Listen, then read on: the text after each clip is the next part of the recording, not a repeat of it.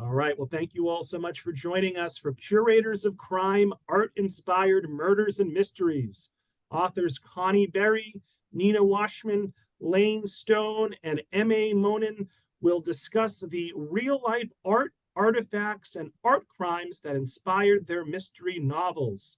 Connie is the author of the best-selling Kate Hamilton mysteries, set in the UK and featuring an American antiques dealer with a gift for solving crimes. Like her protagonist, Connie was raised by antiques dealers who instilled in her a passion for history, fine art, and travel. Her latest novel, The Shadow of Memory, was a finalist for the Edgar Allan, the Edgar Awards Lillian Jackson Braun Award. So Nina is the author of a series of historical suspense set in 17th century Venice. She has multiple ties to Venice as an artist, visiting every 2 years for the World's Fair of Art at the Venice Biennale. I'm trying. The Gallery of Beauties, which is her debut novel, was nominated for an Agatha for Best Debut and a Silver Falchion for Best Historical. The second book in her series, The Courtesan's Secret, received 5-star recommendations from the Historical Fiction Company and the Historical Novel Society. So Lane is the author of the Big Picture Art Thriller Trilogy. Book 1, The Collector, was followed by The Canvas, and she is also the author of several cozy mystery series. She has a postgraduate certificate in antiques theft and art crime.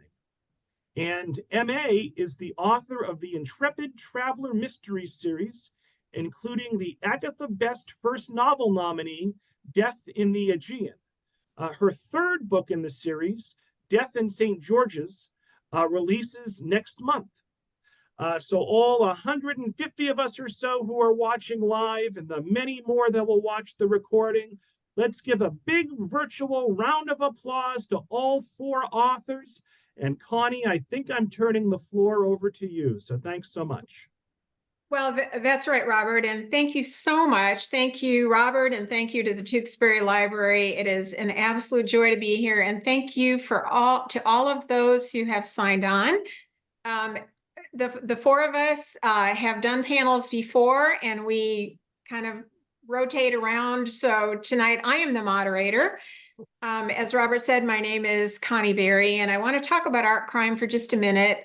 Aristotle said art imitates life. Oscar Wilde said he'd gotten it backwards, that life imitates art. These days, we're worried that machines will imitate art and do it all too well. Be that as it may, art crime has held a fascination for readers since at least 1911, when the theft from the Louvre of the Mona Lisa, then a little-known painting by Leonardo da Vinci, was called the impossible crime. How far, people wondered, would someone go to possess an irreplaceable work of art? And what would the owner be willing to sacrifice to get it back? Later, during World War II, the artist turned con man Han van Meeringen used a revolutionary aging technique to fool not only the Nazi collector Hermann Göring, but also just about every 20th century art critic.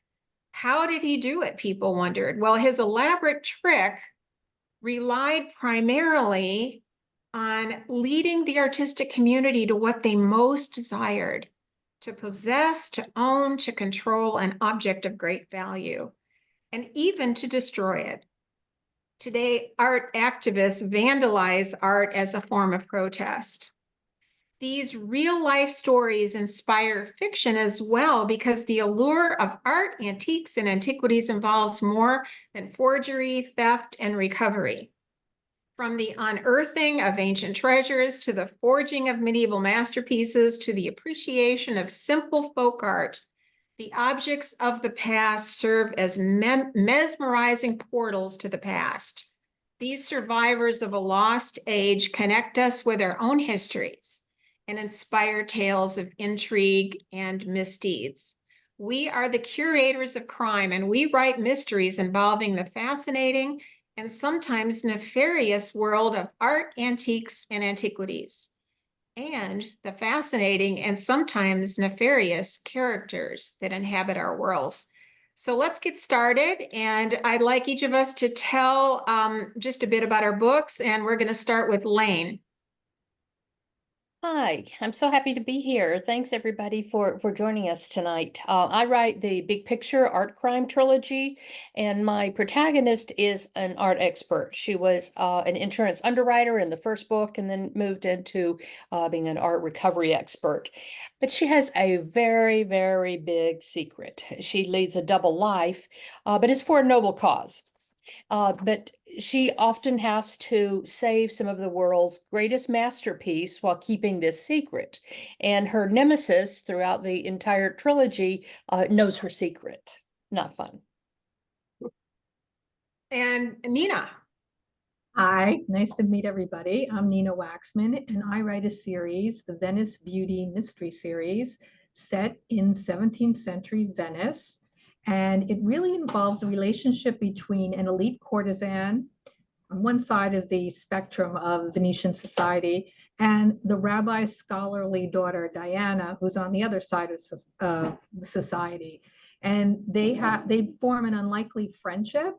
And along with them is an artist who paints both of their portraits. And they continue through the series of the books. The first book was the Gallery of Beauties, which was how they came together through the artists, bringing them together for a portrait gallery to paint the portraits of the 12 most beautiful women in Venice, of which Belladonna, the courtesan, and Diana, the rabbi's daughter, were brought together. And the second book, The Courtesan's Secret, spins a little bit off into more of the courtesan stories, Belladonna's. And the third book, which is about to come out in the fall, brings in another character who's also Diana's brother, but is Belladonna's long lost love, and he's a pirate. So we have a courtesan, a rabbi's daughter, and a pirate, and an artist. Thank you, Nina. And Mary.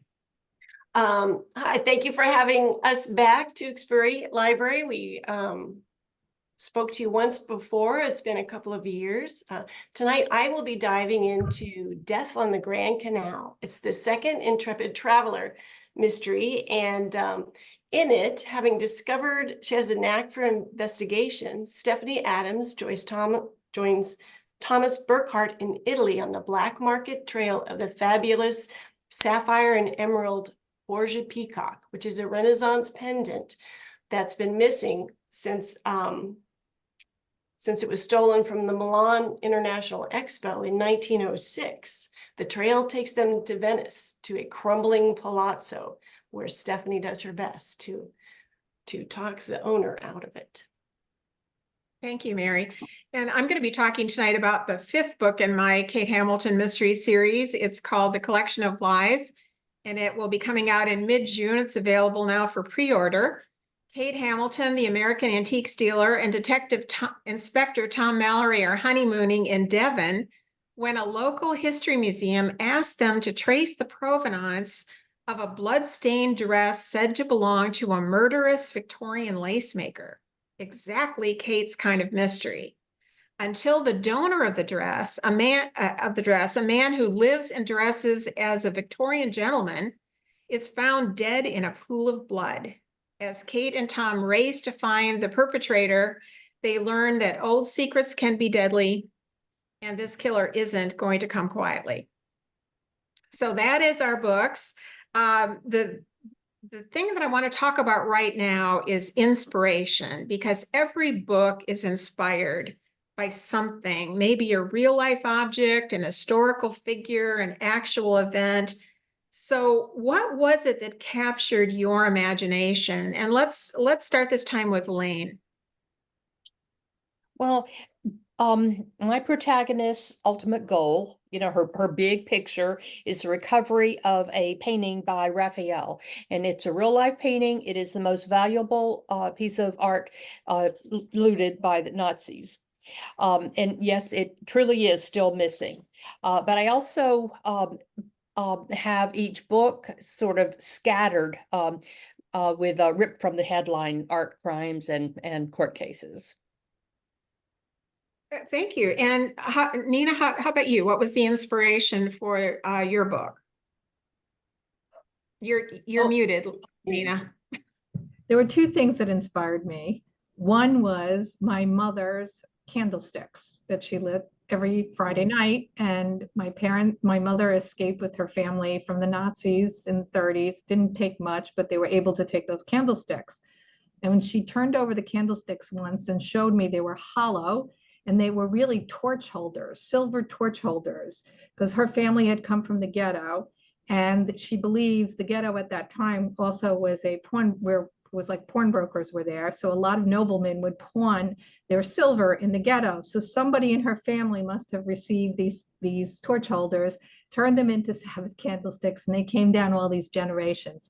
So that's what got me interested in Venice first. And then the second thing that inspired me is I read the autobiography of a Renaissance man and a rabbi, Venice. And what intrigued me about him is he was tell the story of all his 4 kids. And the older son was, one of his sons was a pirate. And that kind of inspired me, went off to sea. And then he had a daughter. But the thing that was so interesting about him was that even though he was a rabbi and a speaker and a scholar and a poet and a playwright, he was a compulsive gambler. So that whole aspect of Venice and the gambling and the kind of the darkness and the seedy side just made it so ripe for a murder mystery. And then also Venice is the city of art, and going to all the art museums in Venice and going to the Biennale every 2 years, you really feel it's a city of art. So that's what brought in, Venice was known for its beautiful women. People would come on their grand tour to collect paintings of Venice, or to see its beautiful women who were famous all over. So I decided to put the two together, and that's what made me think of the portraitist, the artist painting the portraits of the beautiful women of Venice. Yeah, thank you, Nina. I think the inspiration for a novel is a really interesting thing because it comes from a lot of places. Part of my inspiration for my books comes from my past. I was brought up by antique dealers and spent a lot of time at antique shows and auctions. And I have to tell you that antique dealers are a very gossipy lot. They talk about who bought what they paid for it, what they should have paid for it, who owned it before that, who wants that thing, and who has something that isn't quite the real thing. So there's a lot of stories that I remember from my past, but I also get inspiration from my reading. I love history, and from my travels in the UK. And I always think that if I'm excited by a story, my readers will be as well. And when I wrote A Collection of Lies, 5 different storylines actually came together. One is the preservation of antique clothing, which I don't know why. I love to see old dresses and suits that have been preserved. Also, lace making in the 19th century and the lives of the lace makers. I'm really interested in people who try to recreate history. There are more people than you might think that actually live in the 21st century, but as if they are actually living in the 19th or 18th, sometimes centuries. Dartmoor National Park with its bogs and mires, and then the history of the Romany people in the West Country of England. So all of these threads had to weave together somehow. Mary, tell us about your inspiration for this book, and then would you read us just a short passage to kind of give us a flavor of it? Sure. So my inspiration for Death on the Grand Canal came a few years ago when my husband and I went to Bellinzona, Switzerland, which is where one branch of his family immigrated from. Bellinzona is high in the Alps. It's in the valley in the Alps, and there are 3 castles there, I guess, guarding that pass through the Alps. And they were owned by the Sforza family, who were the Dukes of Milan. So I thought I would like to find some sort of artifact from the time frame of the most famous Sforza, Il Moro, who lived from 1452 to 1508. And that inspired me to research museum collections and look for something suitable. I wanted a type of artifact that my readers could research and learn more about, because that's what I like to do when I read books. It's like, oh, that's interesting. I'm going to go check that out. So my favorite pieces that I found were large, gaudy pendants. There were mermaids and ships and unicorns and fish and men on horseback and also some religious figures. And they were all suspended from gold chains and just studded with gemstones. Oh, and often designed around the shape of large Baroque pearls. And of course, these were meant to show off the wealth of the owners, and so the more bejeweled and eye-catching, the better. And I'll tell you more about that when we talk about research. So I designed my Borgia peacock along the lines of the pendants I saw. And I'm gonna read and let Stephanie describe it to you. Just 1 second. So pulling off a con was easier when you didn't have to worry about betrayal. Stephanie Adams stepped away from the uplit fountain with its ring of fragrant roses, moving closer to the white-haired noblewoman in chic pale blue who conversed with a man in an expensive Italian suit. The state of the garden was an innocent enough topic between a Contessa with stolen jewelry for sale and Europe's most notorious jewel fence. With her aristocratic nose and confident air, the Contessa didn't look like a thief hiding a guilty secret. Signor Enrico Ungaretti, the man in the pricey suit, on the other hand, set off every alarm bell instilled by Stephanie's bank training. Darting eyes beneath heavy brows, tense shoulders, a constant checking of the exits. When they lowered their voices, Stephanie struggled to hear the swiftly spoken Italian. She only caught a few words. 50,000 tomorrow. The Contessa's scoff was understandable in any language. Negotiations had begun. Stephanie needed a chance at that pendant before Enrico got his hands on it. Though her partner Thomas's informant had only mentioned a jeweled peacock, Thomas was certain he knew exactly which item was being offered for sale. A 15th century gold peacock, 3 inches tall and wide, fashioned with a large Baroque pearl as its head. 3 sizable blue sapphires and 4 equally large emeralds were incorporated into its elegant side-swept tail. Another elongated Baroque pearl dangled from its golden claws. Out of circulation since 1906, when the pendant had been stolen from the Milan International Expo. The peacock was a beautiful piece, without a doubt, but its history gave it exponentially more value. In 1490, Rodrigo Borgia, shortly before his reign as Pope Alexander VI, had commissioned the pendant for one of his mistresses. So, though I attribute the commissioning of the Borgia peacock to a historic person, Rodrigo Borgia, it is completely fictional. Thank you, Mary. We've been talking about the artifacts of the past and about how they work into our plots, but really the most interesting stories always involve people, and that means our characters. And readers, we are told, want at least one character they can root for and follow. And I think that was one of the problems with Gone Girl. As brilliant as the writing was, there was really no one that the reader wanted to root for. So what we want to talk about next is how we created our main characters and our supporting cast. And I'm going to start with this one because Kate and I share a similar upbringing. It's kind of funny how that works out. We are both Americans. We were both raised by antique dealers, but we do have some differences. She is younger, smarter, braver, sometimes more foolhardy. She is taller than I am. I always wanted to be tall. Every book, though, requires new characters. Obviously, you have to have someone to kill off, but there also is an ongoing cast of characters who all live in the fictional village of Longbarst, Suffolk, in that community. So how about either Mary or Lane? Do you want to jump in and just tell us how you create your characters and the supporting cast? Why don't you go, Lane?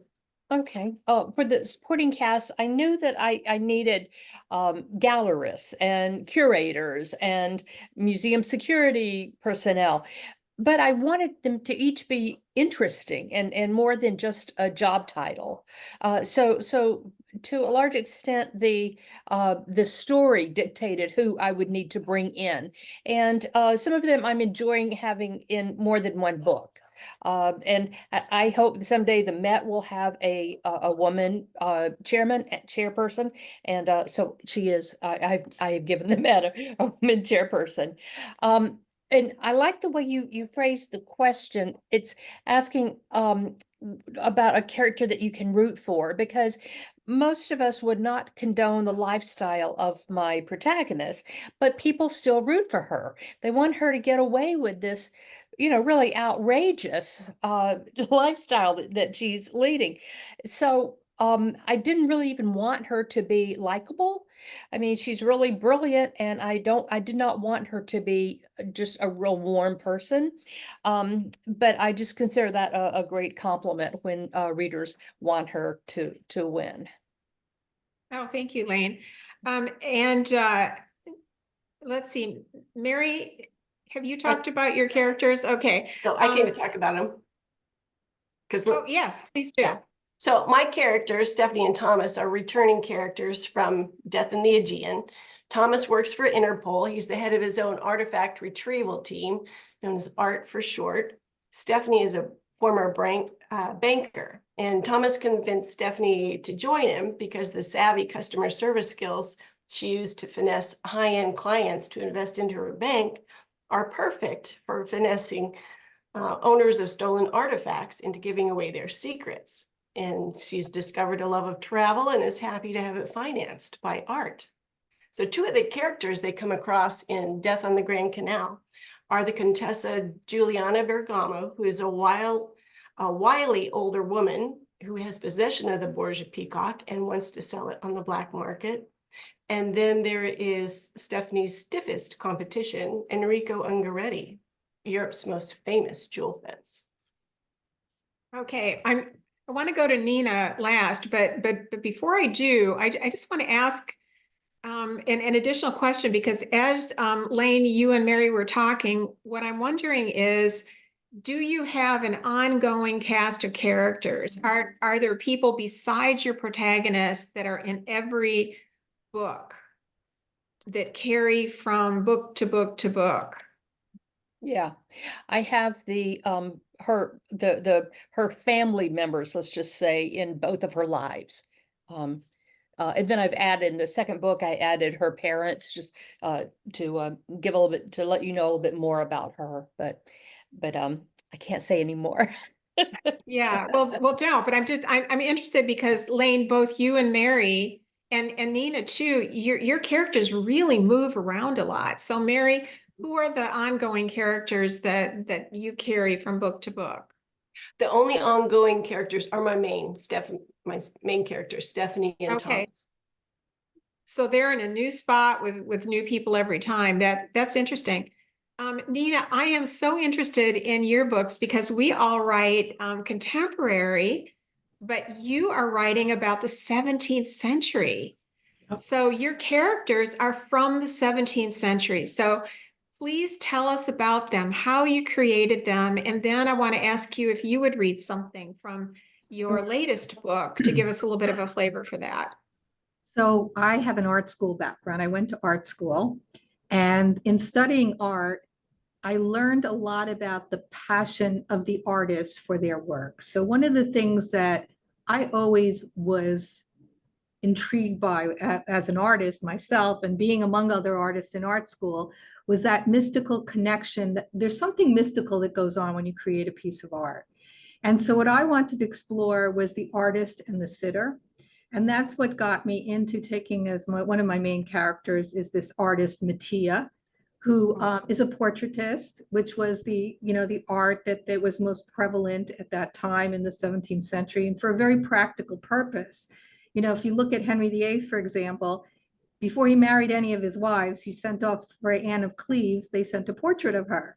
So portrait was very important from that point of view, because you had to see what you're getting into. And also it was a matter of pride in your family. If you were a big cheese, you would have your portrait done for your house. And in your books, Connie, you have the portrait of the Van Eyck. It's Van Eyck, right? That the famous, kind of the Van Eyck, the famous portrait of the couple, which was, everybody looks at that as a famous portrait of a home life. And that's the kind of thing portraiture is all about. So I really wanted to explore that connection between the artist and the portrait painter. And from the perspective that I took of my character at the time, the mystical connection was even more mystical because, like, primitive people who are afraid of getting their photograph taken, especially in the ghetto among the Jews, there were no portrait painters. There was prohibition against doing, images of people. But even those who did take portraits, nobody was a portrait painter. There were no artists in the ghetto because they weren't allowed to join the guilds and they wouldn't be allowed into an academy. So nobody studied art. So it's mystical just from that point of view because my character doesn't know anything about it. And then she also, part of the Kabbalah, which is kind of the mystical aspect of the Talmud, my character is a scholar also and studies these things with her father. She knows there's something that they believe in, a transference of the souls, that one soul can go into another person. So what she thinks, because she doesn't, like, again, I'm going into the mind of a 17th century woman who's more rationalist than most people are, but still she has some kind of belief that maybe something occurs when the sitter and the artist are put together. There's some kind of transference of the soul. And then from my own understanding of artists, there is an extreme, I would say, selfishness of an artist when they're painting. Their art is everything. They're in love with their work. They are impassioned by their work. They see nothing else but their work. And that's the kind of character that I wanted to bring into this painter, this artist. He's not a bad person, but his art comes first. His art is his passion. His art, like you said, art is life to him. So the section I'm going to read is from my current book, and I don't want to give away too much because you'll know the ending of the second book if I tell too much about the third book. But this is one scene where Mattia, who's the artist, is showing Diana a portrait he has made of Belladonna. So just to give you an idea of Belladonna, who's kind of the mysterious, the character has the most mystique. Mattia had been shifting canvases until he selected a larger one and placed it on an easel. He gestured for her to come see. There she was, Belladonna, the woman who had once been her benefactor and had become her friend. Mattia had captured Belladonna's poise and elegance and an image that was dazzling. Honey-colored hair glinted with threads of gold, piled high and threaded with pearls. Long white fingers bedecked with multiple gemstones held the edges of a fine veil as if she had just lifted it. My thing just turned off, sorry. There we go. Of course, you're in the middle reading and it turns off. Here we go. There it is. In a three-quarters view, with her body twisted away from the viewer, her head was turned back, her eyes looking straight at the viewer, fierce and defiantly green. There was a hint of smile on her rosy pink lips, as if she had just learned of someone's indiscretion. It's extraordinary. Whenever did she pose for you? Mattia studied the painted image of the beautiful woman on his canvas. She could not sit for very long. But her image and her music were so clear in my mind, I did not need to see her in my studio to paint her. He also believes that he hears like a mystical music when he's painting somebody. And if he hears their music, he can paint them. And once the music stops, he knows the painting's finished. So that's another part of that mystical relationship. It looks complete. What is unfinished? Diana did not see any sketchiness in the brushstrokes. It is the eyes and the face that needs a few touches more. Then there is her gown. I have not captured its lavishness. It does not bedazzle you, does it? Diana cocked her head and squinted at the painted face. It does not seem unfinished. You have captured Belladonna's self-assuredness in the tilt of her head and her sense of irony in the playful expression of her lips. I could not imagine how you have made her so without having her in front of you as you painted. Diana, as much of a scholar as her late husband, believed the artist could capture the essence of a subject's soul and pored over her father's Kabbalist books to learn more about it. So that's where she's coming, that kind of mystical relationship to art is where she's coming from. Oh, Nina, thank you. Well, I'm just thinking about your books primarily Mary, Nina, and Lane, and you have your main characters go to some pretty incredible places. You've got them hopping all over the world. And what I'm wondering is, how does that affect your point of view characters when they are in a new place? They're in a spot where they're not well known, where they don't know how things work. And also, as writers, as we're writing about these places, how do you get into that world? And how do you populate that world? What kind of research do you have to do to really have your readers understand what that world is like? And Lane, why don't we start with you? Yeah, I'm very, very careful to not try to speak from somebody's point of view when that's not that I don't know that well. So I would rather have like, this is how the Brits look to this American, or and when I do have when I do write from the British person's point of view, I tread lightly on that. But we all rely on research, because all of our characters are different from different stations in life, and we get a lot of that from research. But in this case, she has a double life, and one of her lives is in Bath, England, and the other is in Manhattan. And instead of her, I mean, she changes her appearance a little bit, but not much. It's more all that she does to get people to see her differently. And I think just she has a different persona in each place, and it's rather than doing something to her hair, she acts differently, and she gets people to see her different. But the problem is, both of her personas are becoming well known, and are successful in what they're doing, and that's just trouble when you're trying to cover your second life. Now, Elaine, I do have to ask, are you going to tell the audience about her double life, or are you keeping that a secret for now? I guess I can. I mean, our publisher really doesn't, she wants people to be surprised when they read it in the first book, but I'm working on book 3 now. So that cat is pretty much out of the bag, but she is married to 2 husbands, and but it's for a good reason, that's what I mean by. That's what they all It's say. always a good Pretty reason to outrageous. have 2 husbands, right? Okay, well, thank you, Lane. And Mary, you've got your protagonist just going all over the world to all these wonderful places. How do you get in, how does your character respond to that? And then how do you, as the author, understand that world? Now you're in Venice, so she was just in the Aegean. Yeah. But tell us about that. So, like Lane suggested, or like Lane said, I have made Stephanie see these other countries from a tourist point of view, and she loves to travel. So she met the Contessa in Milan, but the Contessa let her know that if she wants to see the peacock, she's got to go to Venice. And Stephanie is thrilled to death because she's never been.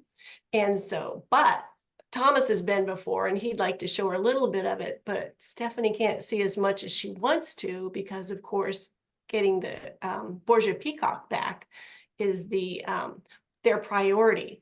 And actually everyone wants to get their hands on the Borgia peacock. So I've created characters that would also be interested.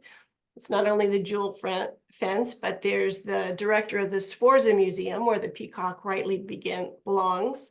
There's Paolo, the museum director from the museum in Bellinzona, Switzerland, who desperately needs a tourist magnet to bring in some income. And then, of course, there are the Contessa's relatives, who all have strong opinions on selling the Borgia peacock. So. Okay, thank you, Mary. And Nina, again, we're going back centuries here. So how do you as the author get into that world? And how do you put your main character in that world as well? Well, I have the same recurring characters: the courtesan, the rabbi's daughter, the artist, the pirate. In the first book, what I wanted to do was show Diana, the rabbi's daughter, who's been confined to a ghetto. Now, the ghetto didn't just start in World War II. The ghetto had been around. Jews had been restricted to living in ghettos since the 13th century. So the first ghetto being the ghetto of Venice. So she is dying to get out of the ghetto to see what the rest of the world is like. So I have her like going out of the ghetto and seeing the rest of the world, like, you know, oh, brave new world that has such things upon it. She's coming out and seeing all these beautiful things. In the second book, I wanted to take my worldly courtesan and see what would happen to her if she had to go into the ghetto, into that restricted, very homogenous society and comply to its rules. So she has an assassin after her, and she has to hide from this assassin, but she can't leave Venice because she's looking for somebody in Venice, her long lost brother. So she decides to hide in the ghetto where no one will ever think of looking at her. So she has to dress like the people in the ghetto. She has to act like the people in the ghetto. So here I'm switching that perspective. So somebody from outside society going into the restrictive society, I thought was what intrigued me.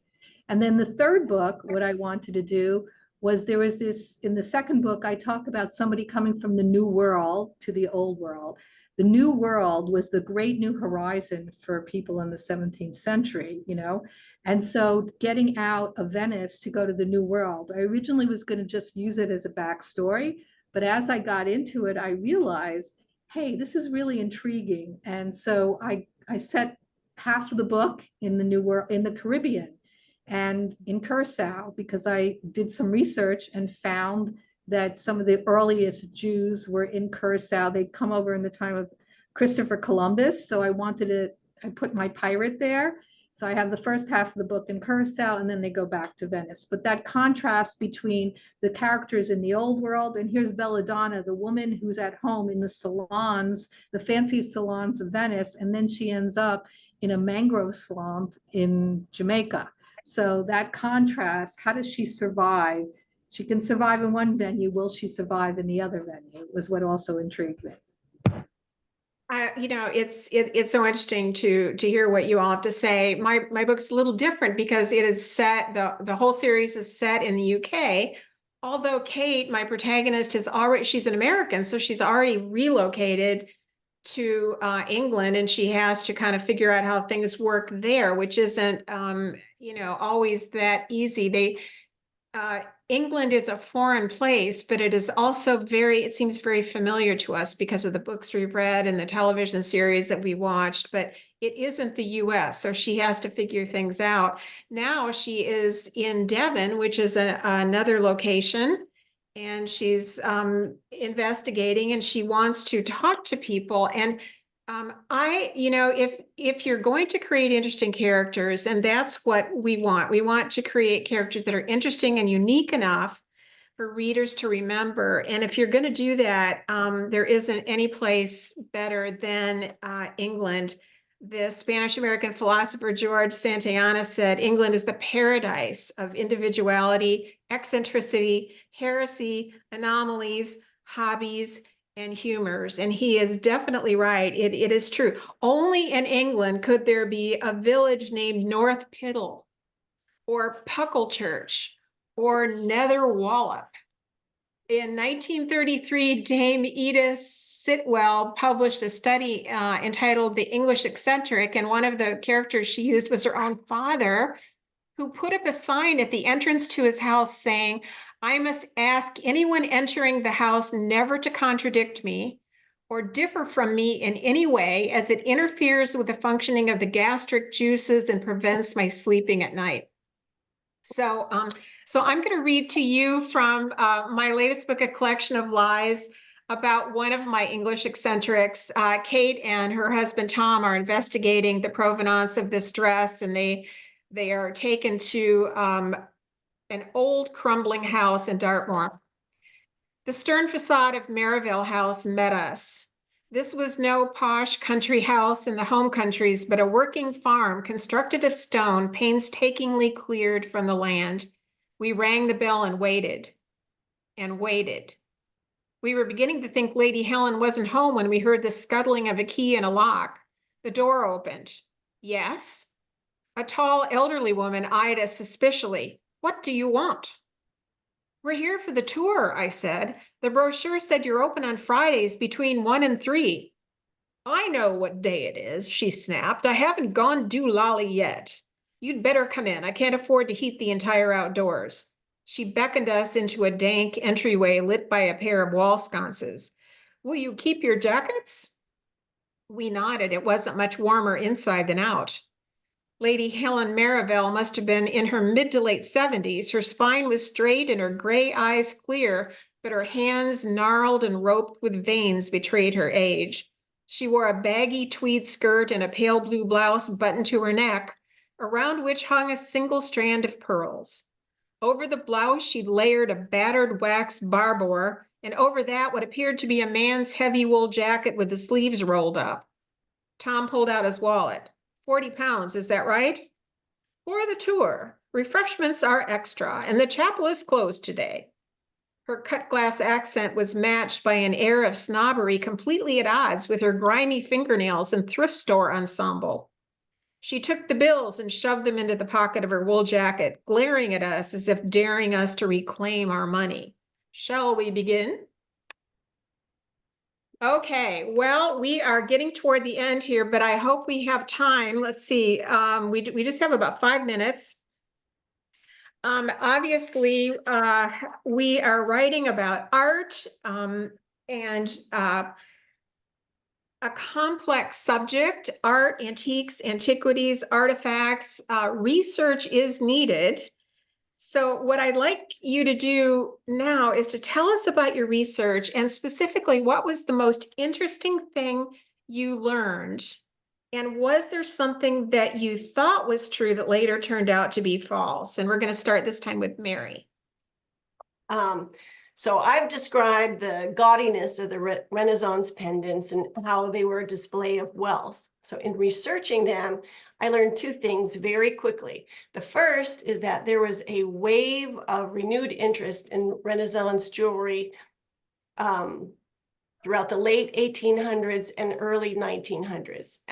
Powerful men like the Baron de Rothschild and Walters, the Walters Museum, established collections of Renaissance jewelry.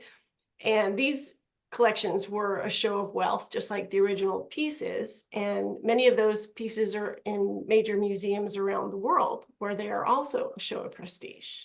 At least they were until 1978. So people looking to buy Renaissance jewels in the late 1800s and early 1900s often purchased them from a well-known Parisian art dealer named Frederick Spitzer. Spitzer was a savvy businessman, and he hired a German goldsmith named Reinhold Vasters to repair old broken Renaissance pieces that Spitzer would then sell. In 1978, in the Victoria and Albert Museum archives, a collection of designs by Reinhold Vasters was found. There were over 1,000 designs, and they showed that Vasters not only repaired pendants, but he also designed his own Renaissance style pendants that Spitzer passed off as authentic and he sold. In light of this discovery, museums all over the world had to re-examine their Renaissance collections, and they were not happy with the results. Vasters' work had passed the careful curator's eye at museums such as the British Museum, the Rijksmuseum in Amsterdam, the Louvre, Victoria and Albert Museum, the Metropolitan Museum of Art, and the Walters Museum. They were all forgeries, not made during the Renaissance, but made by Reinhold Vasters in the 1890s. Oh, that's so interesting. And Nina, what was the most interesting thing you discovered in your research? And was there something that you discovered you'd always thought was true, but was not true? I think the most interesting thing is that I always assumed that women in the 17th century were not allowed to work, or, were second-class citizens and really had no rights, weren't allowed to do very much. And when I did research into the women of Venice, particularly I was interested in the glass blowing. And the island of Murano, they were always traditionally the same families that went down from generation to generation. And I always assumed it was always father to son, father to son, father to son. I was really surprised to learn that actually in the 17th century, women were allowed to work in in a lot of different kinds of professions, and that two women glassmakers were very well known and inherited their family's glassmaking business. Even though they had brothers, they were designated as the heirs to their glassmaking business. And both of them, one of them invented if you go to Venice, they have these glass beads with flowers, like it looks like a flower in it. And one of these women invented this glass bead. So Oh, Nina, here that's I thought interesting. that women wouldn't be allowed to do that. And then also I found out the first woman to ever receive a PhD from a university was from, a Venetian woman who was an aristocrat, who was a genius. And she received her PhD from the University of Padua. Her name was Elena Corsinaro. So that was kind of interesting because if you read, like you said, you read a lot of books about England and about English women, and English women were not as given as many rights as Italian women or Venetian women who, for example, if their husbands died, they would be able to retain their dowry or they would keep the whole estate. And as we know from Downton Abbey, even they're nervous when the heir dies that it's some cousin who's going to get the Downton Abbey because it can't Yeah. go to the woman, even if the woman is the next in line. So that was very Oh, interesting. Thank you very much. I'm going to cut this pretty short because I want to get to Lane. The most interesting thing I learned was about the Romani community in England, and I assumed that the term gypsy was a pejorative term, a racial slur, and it really is in the United States among the Roma people. What I learned through a wonderful man, he is a doctor, he's a retired university professor, he is a Romani man himself, and he has an OBE.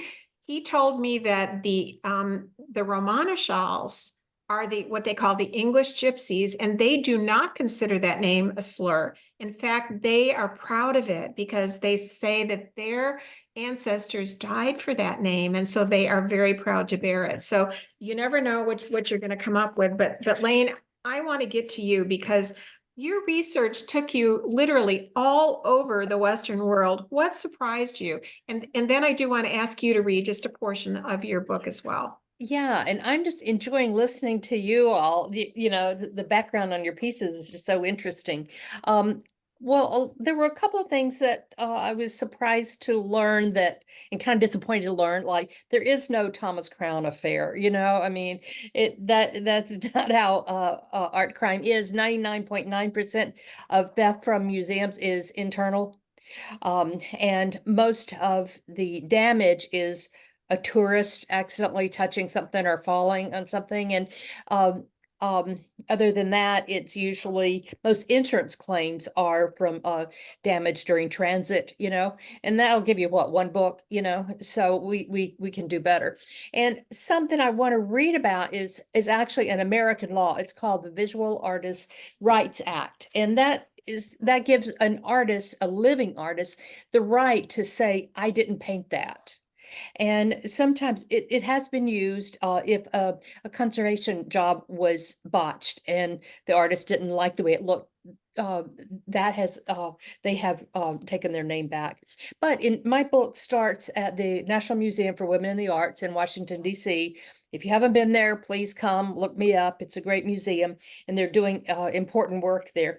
Anyway, they have bought a $6 million painting and the artist said, I didn't paint that. And so my protagonist has been called in to mediate. And the two women are getting on the elevator to go up to this meeting, and they've already seen the painting, and my protagonist thinks she knows what's behind this. And she says, are you thinking about what Peter Doig went through? I ask. She'd be crazy not to. A Canadian man, Peter Doig, with an E, sold a painting, Riviere Grande, to his corrections officer for $100 after he was released from jail. And this really happened. This is a real case. Peter Doig, no E, a Scottish figurative artist who was compared to Gauguin and whose painting sold for north of $10 million, had to go to court to prove he did not paint the painting. In 2011, a friend saw it at the correction officer's home and told him that it was a Doig, no E. They mailed a photo of it to Sotheby's. Someone there who never saw the actual painting responded, "Your work has the trademark eeriness of the empty landscape and stratified composition, which recalls his later work." The owner took the painting and that letter to the gallery owner, Peter Bartlow. Doge was dead by then, but Doig and his dealer, Gordon Van Klassen at Michael Werner Gallery, threatened a lawsuit if Bartlow continued to claim the painting was by the famous artist. The corrections officer and Bartlow sued the artist for torturous interference for a cool $7.9 million and a court declaration that of the painting's authenticity. Doig used VARA, the Visual Arts Rights Act, to prevent his name from being used on a painting he didn't create. The case lasted for 4 years. 4 years.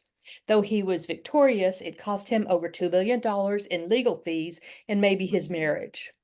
Julia Belvedere Jones had to be thinking that could happen to her. Oh, Elaine, that's great.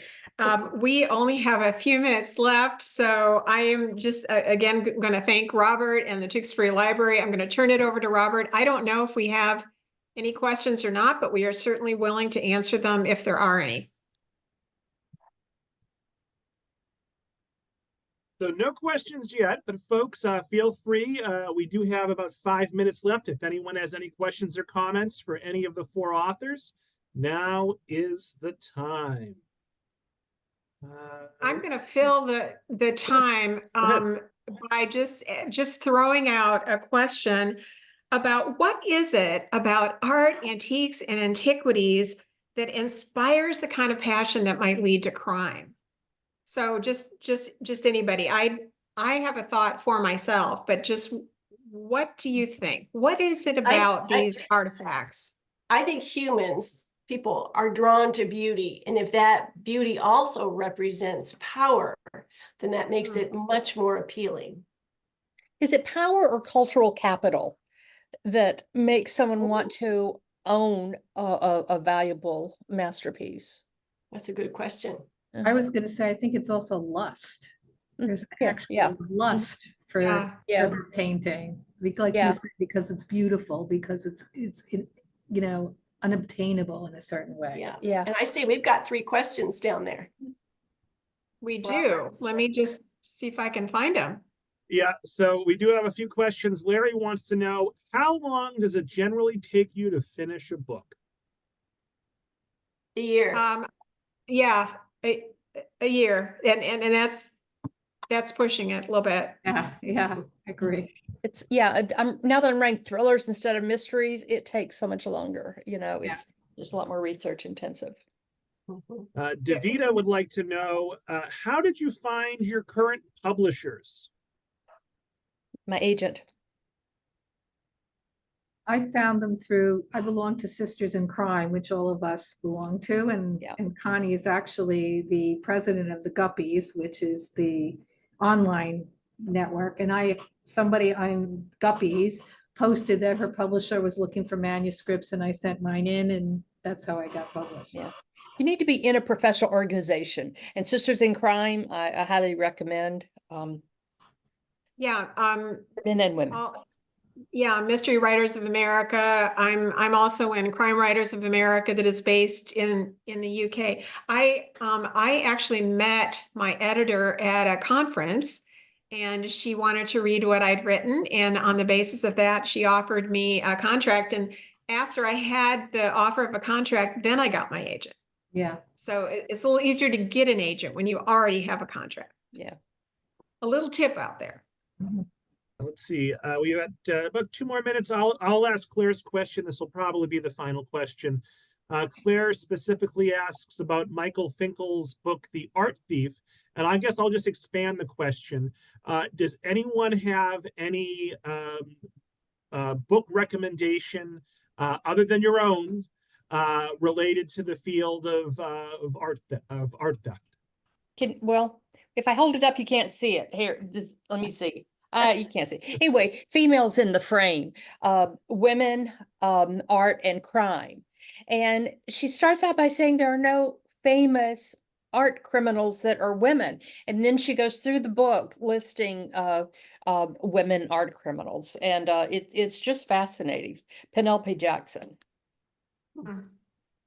Any other art theft book recommendations, whether it be fiction or nonfiction?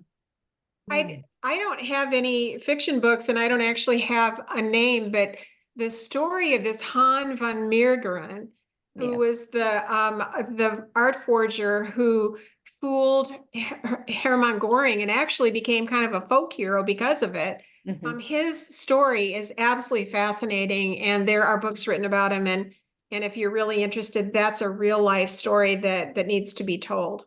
Yeah. I happen to like The Moon and Sixpence by Somerset Maugham, which gives you that depiction of the artist who's so self-absorbed with his art. It's loosely based on Gauguin, so. All right, well, we have hit 8 o'clock Eastern, so I think we will start to wrap it up. Do any of you folks want have any last words for the audience before I start ending the show? Yeah, let me just mention that you can log on to curatorsofcrime.com and you can look us up. You can see our books. You can see how to contact us.